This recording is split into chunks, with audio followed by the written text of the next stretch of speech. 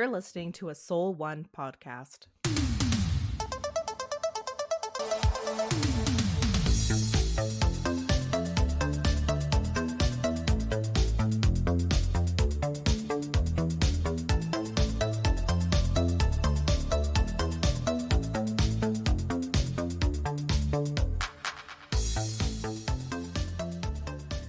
All right, I want to dive right into asking this question about your movie, Taylor, before we get going.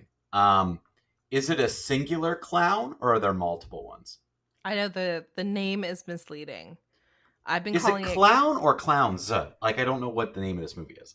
Okay, so I've been calling it clowns plural in a cornfield. It's actually just singular clown in a cornfield. Although in the movie, this might be a spoiler, there are multiple clowns.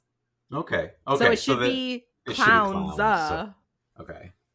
It's based on a book. Did you know that? I did not know that. No, I knew nothing about this movie whatsoever. By the time this airs, I probably will have watched it, but I haven't watched it in the time that we're recording this. And I'm interested in watching it just because I like horror movies at this point in time. But I knew nothing about it. I just thought it was one of those like we have no other ideas, so here's our movie, and it just happened to get a big release, which sometimes happens. I didn't know it was based on a book. Yeah, it's based on a 2020 young adult novel by Adam Cesar, and it's same name, Clown in a Cornfield, a 2020 horror novel. Marks his first novel in the young adult genre. So there you go. Which explains a lot about this movie. But I'll get into it. Yeah, I'm sure you'll dive into with my review. But yeah, I picked it because it was in the top 10 of Amazon. Every once in a while, I don't always let the algorithm determine what I watch, but I guess, is that an algorithm, Mike, or is that just the top 10? I guess it's kind of different than the algorithm. Yeah, I think it's just the top 10, like whatever people. I don't think it's catered to you. I think it's a top 10 based on what people are watching. Unless they're like faking it. We can be, I guess. We can be cynical and say the top 10 isn't real. It's not actually based on real views. But anyways, I kind of alternate between when I'm choosing something to watch, when I'm choosing something to stream. I kind of go between what's in the top 10 because I like to be topical for the show. Like, I'm assuming if it's in the top 10, some of our listeners are going to watch it or want to know if it's worth watching. So I look there. I also look at the new releases. Amazon has a mix between new releases you can rent or buy / also new to Amazon. So that's, if I'm looking for something new, that's kind of where I'll go, especially if it's, I want something that's just been in theaters. And then other times I just literally pick a random movie that I want to watch that looks interesting.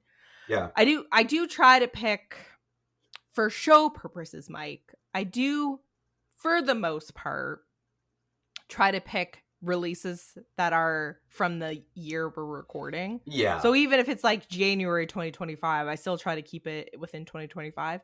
And then every once in a while I'll branch off. Like our next episode we're recording, we're doing a bit of a random one. But for the most part, that's my criteria for streaming. I would say that you keep to that, other than like you're saying themed episodes, right? Yes. That's when it's different, where it's like, okay, we want to do a theme, so we won't necessarily pick something from this year. But that's what those episodes are about, the chance to kind of go back and look at different things. So I think I do the same thing. I just, right now I'm in such a Halloween mood that I'm just looking for horror movies. Like, I'm just looking for Halloween themed movies. So your review today will set me up for my watching of this movie, because I have a list going through the month of October that I want to get through of all these movies, and Clown in the Cornfield is on that list. So, and I don't know, Mike, at the time of this airing, if it's still going to be in the top 10 on Amazon, but when I watched this maybe 2 weeks ago now, it was in the top 10 that weekend. So I don't know. We'll see where it continues to rank. Yeah. Before we get into our reviews, the other criteria that you have that's a little bit different than mine, Mike, is you will pick what's currently in theaters. That shapes that really shapes the movies you pick. Yeah, I try to stay on top of, whatever is currently in theaters going to see. And sometimes, a movie comes along that I'm like, oh, this is going straight to streaming or it's available on streaming, so I'll just watch it there. But at least it's still either in theaters or it was just recently there, to try to kind of stay with what other reviewers are doing. I mean, this week I chose to watch Alien Earth because I have wanted to watch this for a while. Like it is new. It's only been out for like a month, but I just kept seeing it on Disney Plus and thinking like, oh yeah, I like the Alien series. I didn't know they had a new movie. That's weird that it's straight to streaming. Maybe I'll check that out. And then I thought, well, it's Halloween themed. I'm looking for something to watch. This is perfect. I'll just watch this and that's what I'll talk about. Then I discovered it's a TV series. I was gonna say, I'm like, number one, I've literally never heard of this thing. As you're talking, because it's a TV series. It's not even a movie. The things that were going through my head was, number one, I've never heard of this. Number two, is this part of the Alien series? It number is. Three, didn't Mike review an Alien movie? I did literally 5 months ago. Yeah, that's right. Right before our break, like it was part of the summer movies. I think it was this year that I saw the last Alien movie. Yeah, so I thought this was another one, and I did think, oh, that's kind of quick. Right? To quick turnaround to throw even another for a movie direct out to streaming. For sure. But as I pressed play, I literally clicked on it and it's like episode 1. Like, wait, what? So I still watched it. Like I watched the first 2 episodes and I'm going to review that today because I sat down to watch it and that's what I was going to do. But I thought it was a movie. I really did. And it is 100% part of the Alien franchise. Like it's how long are the episodes? The first one's an hour, but the second one's more like 40 minutes. So you strapped in for a movie and you pretty much got a movie. Pretty much, yeah. Except 2 episodes. Except, there's several more episodes to go, and I guess they're airing weekly because they're not all up there. So yeah, I still watched enough to say, okay, the time was still a movie, but I was just shocked to see it was a TV show. And what was really interesting, and I will get into the review in a few minutes about it, but what was interesting about it was the fact that I'm still in awe that how much movies and TV shows start looking the same. Where like we talked about last week? Yeah, like where it's just like, this is, and sometimes in a good way and sometimes in a bad way. And in this way, I think I mean it as a compliment, where it's more, this production quality is good enough to be a movie. Like I'm surprised it's a TV show. Like it's just one of those things that I'm still in awe at the golden age of television that we're in. But again, that's because Alien has been a movie forever, like a movie series forever. I would never have guessed it was a TV show. So when I clicked on it, I just thought, oh, this is obviously a movie. Don't know why it's streaming. Maybe it's so horrible, I'll find out. Maybe it's like, Prey came out right to streaming, which is in the Predator universe, but that was during COVID. So I thought that was the reason. Who owns the IP to Alien? I think this is Warner Brothers. Have they amalgamated with Disney? No, you're right. Because they would have been Fox, which was bought by Disney. So I think that's why. Because that's also interesting that it's landed on Disney. But the Hulu merger has like 100% gone through. So I don't think there's any Hulu anymore. Yeah, okay. So I just looked it up because I had to. Yeah, it was 20th Century Fox, which now means it's Disney. Okay. So there you go. So it's Disney. House the Mouse. So this would be the first Disney produced property of it, though, because the movie that I saw before, Alien Romulus, I think was the name of that movie, was left over from Fox. Like was one of the things that was like purchased in the merger. So this would be complete. It was already complete. Yeah. So this is the first, like, I guess, Disney produced entity under the name Alien. It's a TV show, but what their angle is we've never really seen the xenomorph on Earth, right? Everything's always been spacebound or other planets. So that is the idea, is that one gets on Earth, which I'll talk about how that happens in my review. But yeah, that's what I'm going to talk about this week. Shocked to see it was not a movie, but pleasantly surprised it was a TV show. Just with what they're doing with it. I'm like, oh, I get why you want this to be a show. Before we get into reviews, Mike, speaking of television shows, that we know. I should say that we know are television shows. Stranger Things, the last season. It's going to start airing soon, I'm pretty sure. Do you have a date on that? I believe it is coming out in less than a month. I'm going to get the dates right now. I thought it was November. Because I think they're doing the two. Right? They're doing like they did the last time, where it's like 2 parts, like yes. or 2 batches, I should say. Well, I got to tell you, Taylor, there are 3 batches. Oh, and here I got the deets for you right here. 4 episodes will air on November 6th. November 26th. We'll have 4 episodes. Okay. 3 episodes will air on Christmas Day, and the final episode on New Year's Eve. That's a very strange release cycle. November 26th, Christmas Day, New Year's Eve. So you got November 26th, December 25th, December 31st for the 8 episodes total that are in the season. I also read an article like maybe 3 or 4 days ago that said episodes 4 and 8 are essentially movies. Oh my gosh. Who cares? Keep that in mind. Well, I mean, I'm excited for Stranger Things. Like, I like it. But I guess I have Stranger Things fatigue. It also feels it is a lot. It feels pretentious that they did that. Yeah, I mean, they know they're going to get the people. Like, Stranger Things was Netflix's huge flagship show. Like, it was it. Like, Stranger Things was what launched all of their like Netflix originals. It was Stranger Things, and I've enjoyed it. Again, I think when you and I did review and talk about the last season, we both had some issues with parts of it. But overall, I think we both walked away enjoying it. At least I remember positive conversations around that season. I didn't like this storyline, and now things are starting to bleed together. But I felt like there was too many different storylines. That was my major takeaway. And I liked certain storylines more than others. Your big issue was they separated everybody, right? So you had 4 different locations, and like you're saying, 4 different storylines, and you kept saying, well, I'm only really interested in 2 of them.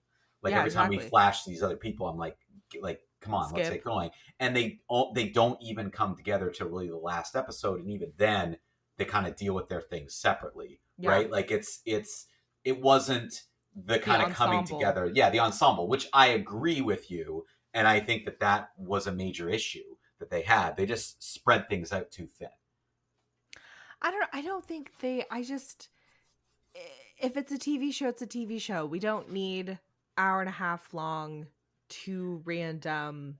Yeah. I can already tell you that editing is going to be a problem. When you tell me that there's 8 episodes and 2 of the episodes are movie length, but none of the other ones are, you have an editing problem. Yeah, so I think it looks like, from what I can see here, it looks like all the episodes are 1 hour long except for those 2, which are close to 2 hours. 2 hours, Mike? Yeah. At that point, why not just make it a 10-episode season instead of 8? That's a really great question, actually. That's so dumb. I do wonder why they wouldn't have just made it 10 episodes. Especially when you are randomly 4 episodes here, 3 episodes there, and 1 episode to end. Like, are you kidding me? Also, that release schedule would have made much more sense during the pandemic when people were at home for the holidays.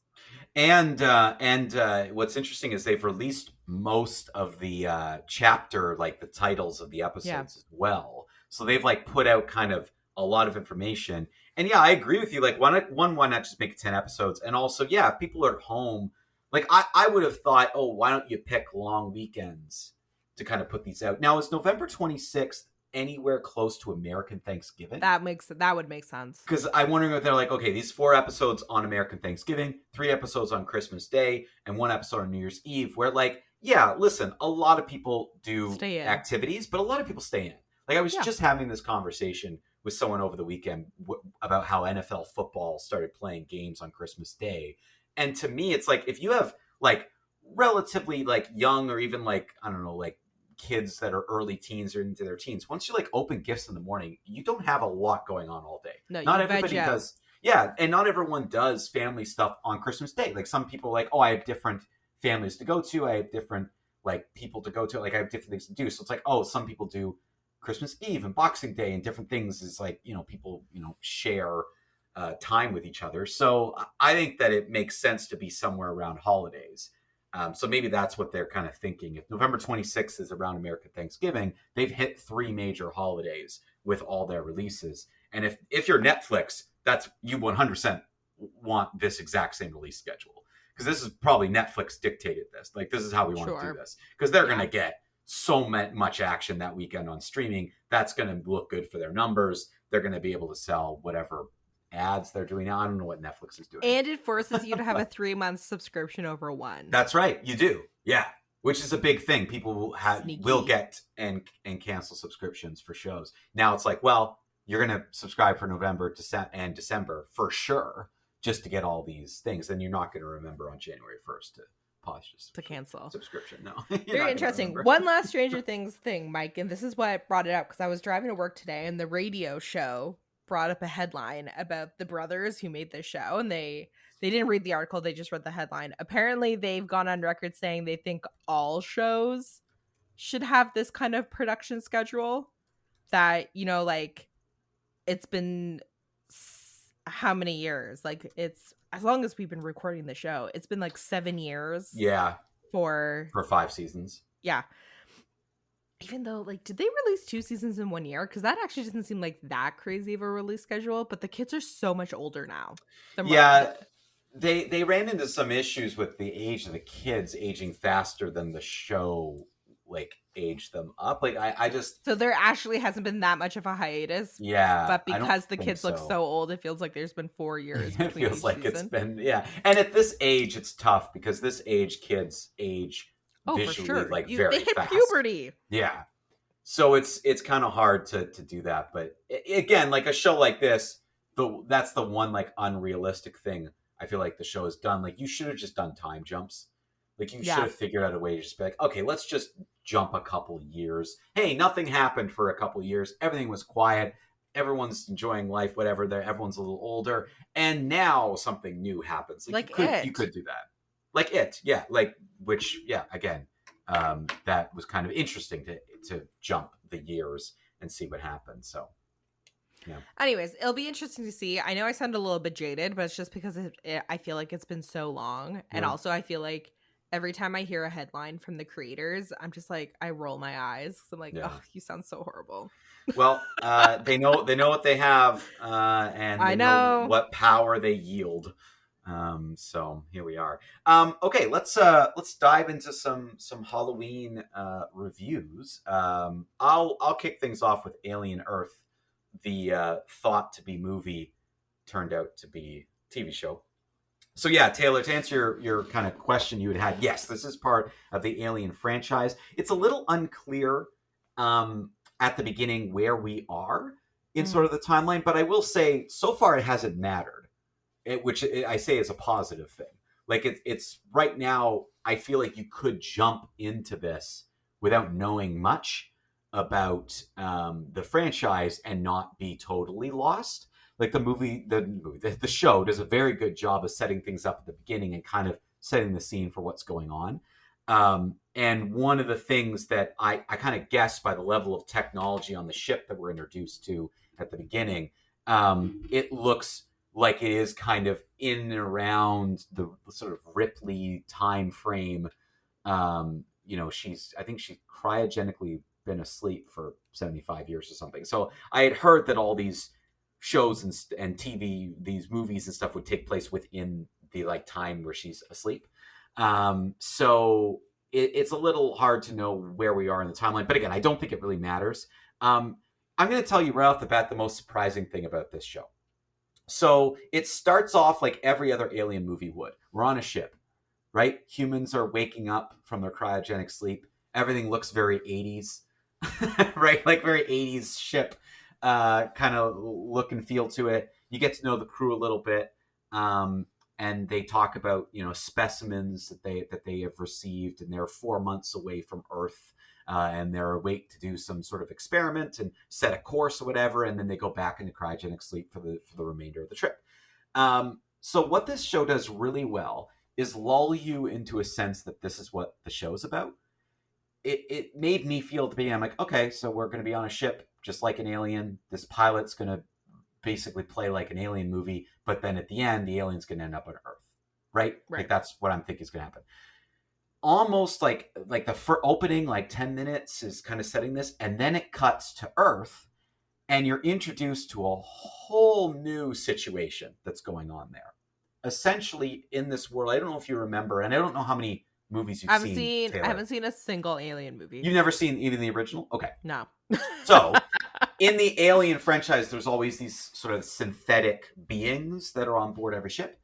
Essentially, like a more sophisticated robot, but is still very much like a synthetic being. Is not considered a person, doesn't really have rights, and is simply just a being that is there to do ship functions and stay awake while the crew is in cryogenic sleep. Okay. But the synthetic looks like a human. Right. And because there's been some, this show has similar things that we can understand going on in our society about fears of AI. There's a lot of fear and anxiety in this society over synthetics. So sometimes you go to sleep and the robot's looking after you. Yeah, exactly. And sometimes they don't know that they have a robot on board the ship or not. Like because the robot looks like a human being. Like it's not always clear.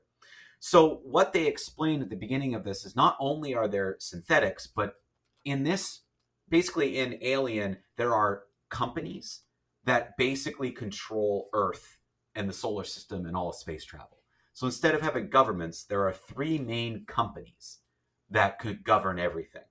And this company, like all of one of them, like the main one is the one who's always been sending the ships out.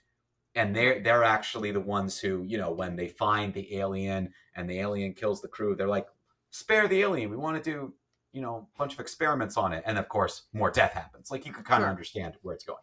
So basically this show sets up that there are 3 companies that essentially control Earth. And of these 3 companies, they each have a different type of synthetic being that they've all created. It's like creating different types of cars, right? Sure. Everyone has their own version of this synthetic being. And the sort of question the show poses at the beginning is, one of these 3 types of beings is probably going to be the technology that's going to win out and be used the most. But the question is, which one? Mm. And we're introduced to kind of reminds me a little bit of Westworld. Yes, they're similar synthetic beings to Westworld, and one of them is kind of exactly like a Westworld being, where instead of being like synthetics have a lot of like organic parts to them, whereas these other beings, which they call cyborgs, look like Westworld robots. Where on the outside they very much look like human, but then as soon as you open them up, it's like there's robotic pieces within them, right? So we're introduced to a new type. There's 3 different types, and they kind of focus on this second one. Instead of synthetics, they focus on these cyborg beings, which we get introduced to a young girl who's dying of a disease. They don't say what the disease is, but this young girl is dying, and her entire consciousness gets transformed into this new body being of a grown adult. Do not do that to me. Yeah, well, it got really interesting fast. Right, because this person has a child's mind, but is now in an adult body. Like what's that movie with Emma Roberts not Emma Roberts. Oh my gosh. Pretty Things, the one where she it's by the director of The Favorite. Oh. And did you not watch this movie? Oh, Mike? Yes. Poor Things? Is that Poor Things? Yeah. No, not quite. Like, because that Poor Things, that's more like very childlike, and like innocent. This is like still like an older kid whose consciousness is now in the body of an adult, but like she's slowly starting to change into like becoming an adult, just like quicker, if that makes sense. Like It's like she goes in this body, and it throughout the episode is still and very it's not much a real body. It's like it's this robot body. It's this robot body that because basically to avoid death. Did she consent to this? Oh yeah.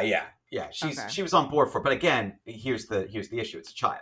Yeah. And this company is clearly doing this as an experiment, and they're basically getting parents who don't want to lose their kids and manipulating them into doing this. So that company for sure looks evil to me because they're doing this for profit. Like all the companies do this for profit. Like the whole point is every company in Alien is out for money and nothing. And now she's gonna become like a slave to this. Like they're second class citizens. Precisely, and that's where the show starts to go in. Is it like surprisingly has this like grounded not going to be about drama. aliens.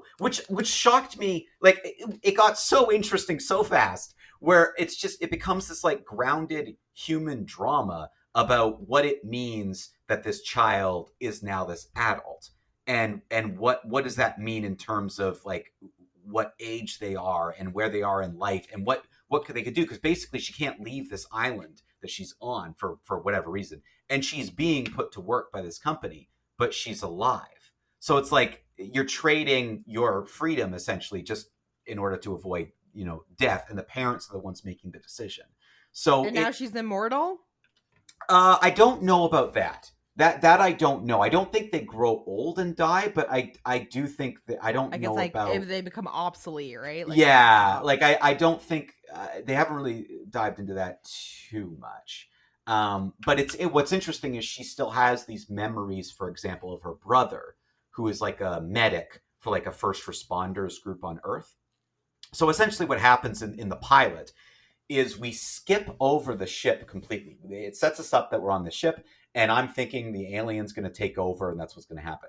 We don't really see any of that. The ship then crash lands on Earth, and the first responders go to basically respond. And now the show is essentially about responding to this crashed ship on Earth, and that's what the pilot is about. And kind of dipping into this, are these synthetics real and what are their rights and that kind of thing, which I like was very interesting. And the show like a Blade Runner. Yeah, the show did a good job of fooling me into thinking like, okay, I just saw Alien Romulus. I'm going to watch another alien take over another ship. Not that can't be fun, but they basically montaged over it. Like they skipped over it and you saw like little like snippets or like flashes on the screen of what's going on the ship. And then the ship crash lands on Earth. She sees her brother on like a monitor going as a first responder, and she basically like leaves this facility to go find him, which is, not what they obviously want. So yeah, it got really interesting. And I'm actually, the first 2 episodes I thought did a really good job of setting up that this is going to be a show about these synthetic beings and what they mean in the world. And then also there's going to be an alien threat that's going to be kind of part of this. So early on, this show did a lot that I liked that Andor did for Star Wars. It expanded the world in an interesting way. It gave me something kind of interesting to focus on, and it got away from just like action all the time. It was slightly more, I'll say, sophisticated than just sit back and watch the action unfold, which to me is fascinating, and it's got my interest. So for me, Alien Earth is something like I'm going to finish this season, and I'll report back on what happens. But I'm like, you can call me intrigued. Like I'm definitely interested to watch more of this. And the acting's good? Oh, the acting's very good. The main, you spend a lot of time with this main woman who is basically playing this child who is now kind of, this is her new body, and she does a great job. Like she brings this sense that when you're talking to her, you can tell like it's kind of like I'm talking to a 12-year-old, but also sort of not, and it fades in and out from this sense of some elements of the world she's so just new to because she's so young, and then other elements she's, this soldier who can basically has a super strength and can do a bunch of things. What is the point? And I guess they'll reveal this, hopefully, if it's good story writing. I don't see the point of an evil corporation if they have the technology to program these robots, cyborg, synthetics, whatever. What is the benefit of taking someone's consciousness and putting it in the body? And it is only children. I'll note that as well. So there must be a reason for that, because basically when they did this first experiment to her, now they're talking about starting to ship in all these other sick kids and like doing more prototypes, but they keep calling it prototypes in early experiments. So there's got to be a reason that it's also kids. It's not just humans. They're specifically choosing children. Unless literally the only reason is because parents will pay to have their kids. Will pay to have, yeah, because they just want them to stay alive. Because otherwise it's like, what a waste. That's so, it doesn't seem efficient as from an evil corporation's point of view. Yeah. To snatch the essence of children to put into robots. Anyways, stay tuned, I guess. I imagine they will have to reveal that, because otherwise, it's kind major of plot hole. Yeah. But again, because it's a TV show, it can have plot holes, because it's been 2 episodes, and you, in theory, have like a season. I think it's going to be one of those like 10 episode shows, like mini series. Yeah. So we'll see, and I will report back, because I'm definitely going to finish this. So I'm into it so far. So I reviewed Clown in a Cornfield, like I mentioned at the top of the episode. This was in the top 10 of the Amazon watch list in Canada a couple weeks ago now, so I don't know if it still will be. But it is, I believe, an Amazon original, or at the very least, like, it was included in my Amazon subscription. I didn't have to pay for it. Oh, it looks like it was distributed by Shudder. But anyways, like I also mentioned, this is a movie that's based on a young adult's novel, which in hindsight makes a ton of sense, Mike, because this felt very much like a teen movie. Like, it was not, I was not the target demographic. Right. And I know you take issue with like demographics and stuff, and a good movie's a good movie. But like, this was literally a movie for like made for teens. Right. You know? Which again, like, my argument to that is, well, then therefore it's a bad movie.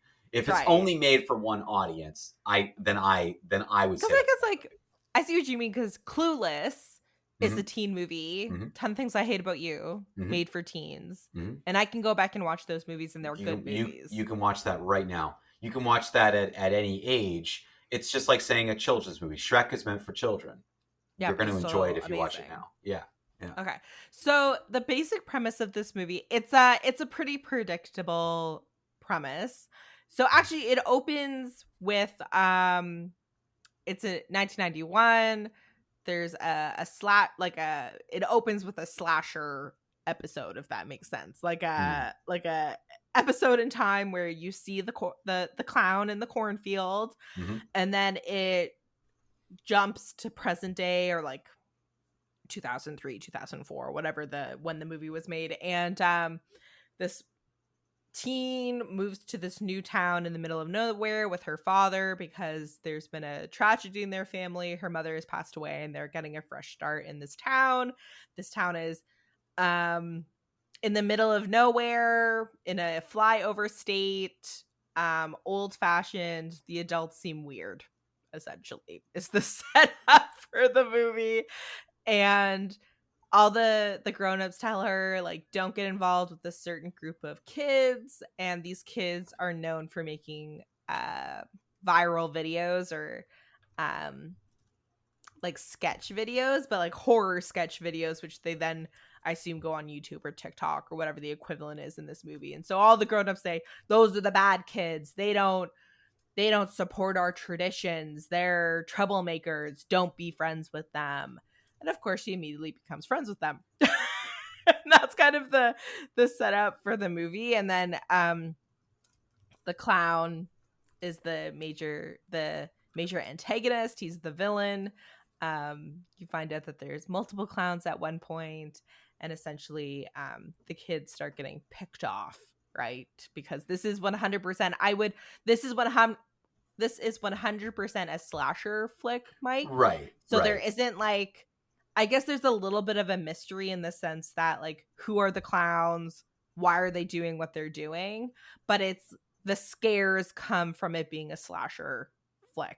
So caveat, or, disclaimer, I've said this before on the show, slasher horror movies are not my bag. I don't find them particularly entertaining. I don't really like, it's not that I'm like squeamish around gore. It's just like, they don't scare me, if that makes sense. It's not something that like you watch out. And you seek out. Yeah, that was what I was looking for. I prefer supernatural horror movies, or even thrillers.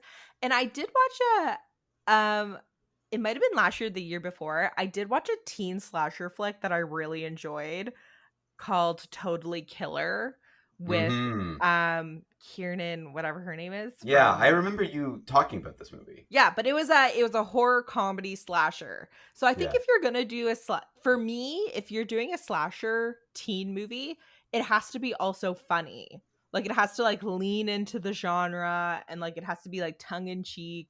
To me, this was just like a straight slasher flick, and it just doesn't do it for me. I found Mm-hmm. it pretty predictable. I didn't find the characters particularly likable, so that also, and maybe I think that is part of the slasher genre.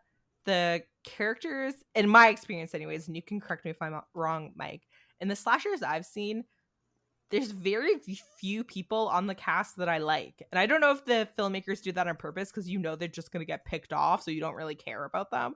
But Mm-hmm. for me, it would be more effective if I built an emotional connection with these characters, and I didn't want them to get killed. Like I was watching this movie being like, yep, there goes another one. Right. Um so yeah, to me this movie was pretty forgettable, and it doesn't help that I watched this now a couple weeks ago, but also Mike, if it's been a couple weeks and it hasn't stuck in my mind whatsoever, that probably is a sign that it wasn't a very good movie. Yeah. Yeah, I mean Right? that's usually, I would say, like if it's not sticking with you, then that is a bad sign. And everything you're just describing to me about it being like, oh, I can tell it's made for this audience, that usually means like, okay, the movie's failed to do something. Yeah, it just wasn't for me. The Yeah. one actor that I recognize his face, I could not tell you what he's in.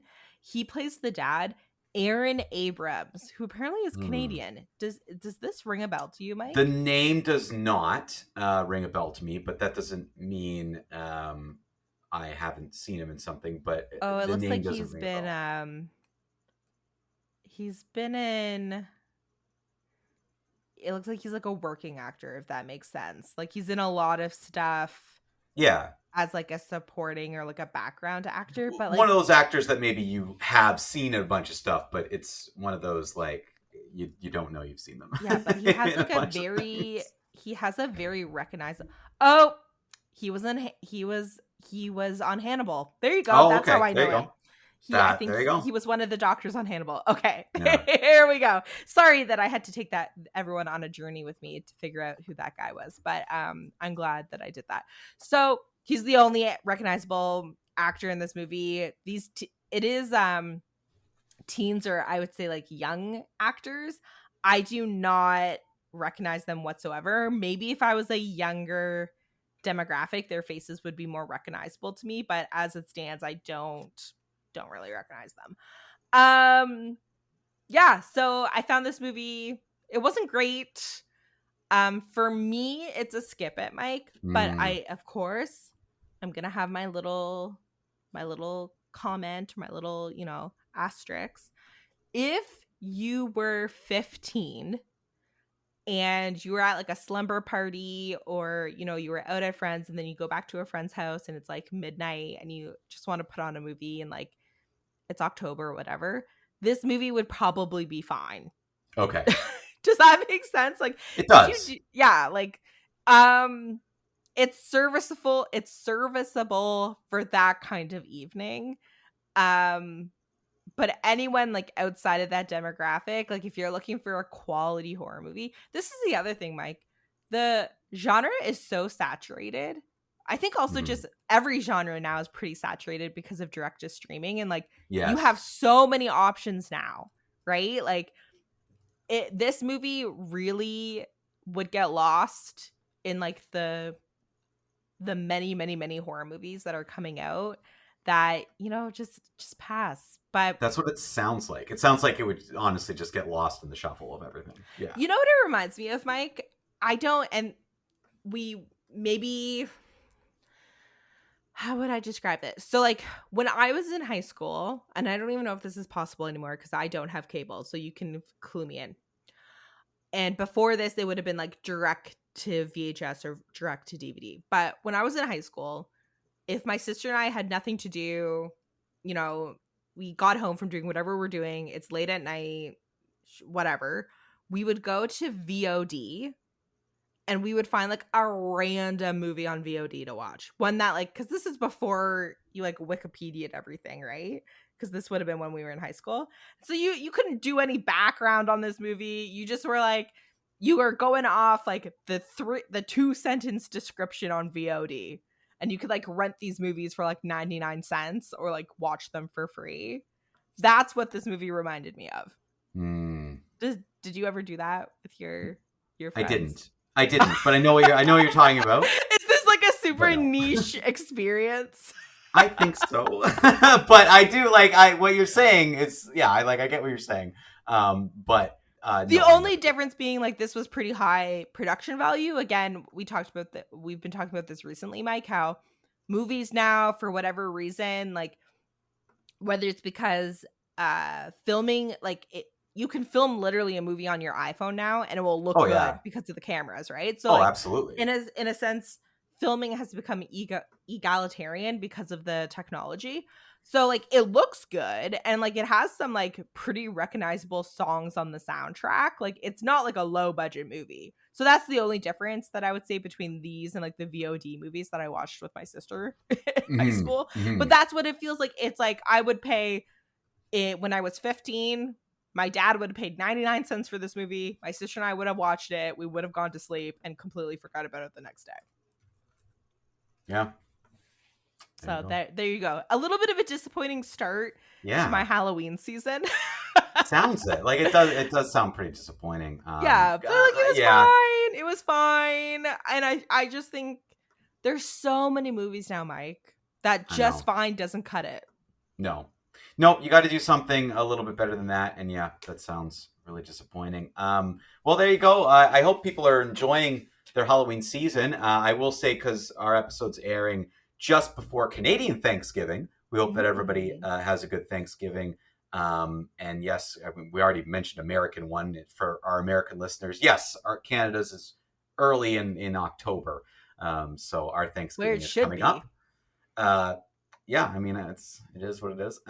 So happy Thanksgiving to anyone in Canada. And we will be back next week with more Halloween episodes. Go see some movies.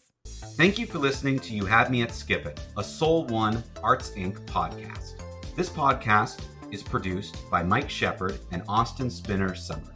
It is a project of Soul One Arts Inc. To learn more about Soul One and all the great work that Soul One is doing in the arts community, especially in film, theater, and other performing arts, visit soul1arts.ca. You can contribute to this podcast by visiting soul1arts.ca and going to the podcast tab. You'll find all the information on You Had Me at Skip It and how you can get your questions read on air each week.